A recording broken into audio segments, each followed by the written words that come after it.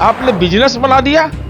कहाँ बन रहा है? पटना का शानदार किला महुआ बाग में बना रहे हैं। समाज के जो पिछड़े, गरीब, दलित, जो वंचित लोग हैं, जिनकी आवाज बनने का आप दावा करते थे, तो उसके नाम पर अब संपत्ति निगल रहे थे।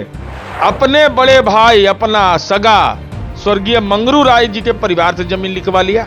राबड़ी देवी जी के चाचा नाटा चौधरी जी, उनसे जमीन लिखवा लिया।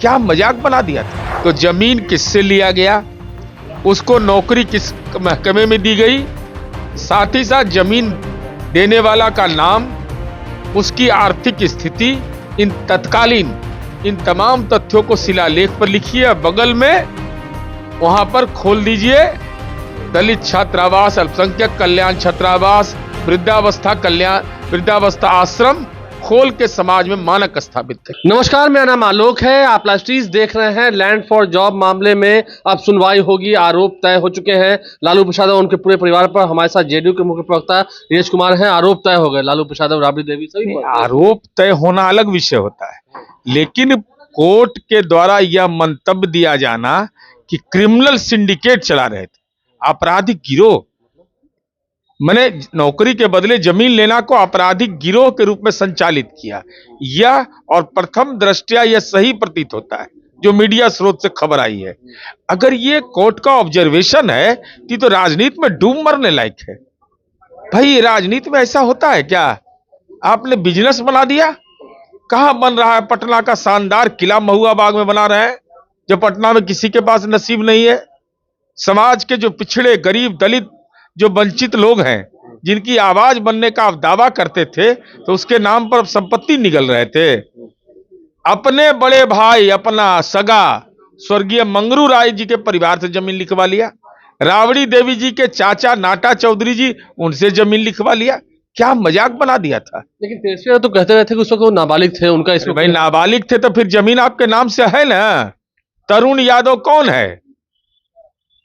तरुण यादव तो तेजस्वी जी का ही नाम है। तो अगर आज तक उसका जमाबंदी कायम नहीं हुआ, उसका रसीद नहीं कटा, तो गुनाहगार आप नहीं माने जाएंगे। बेनामी संपत्ति है वह।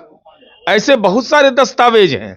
तो यह सवाल है कि अगर आपके नाम पर है तो आपने दान काहे नहीं कर दिया। अंतिम सवाल यही है, आप क्या मांग कर रहे हैं?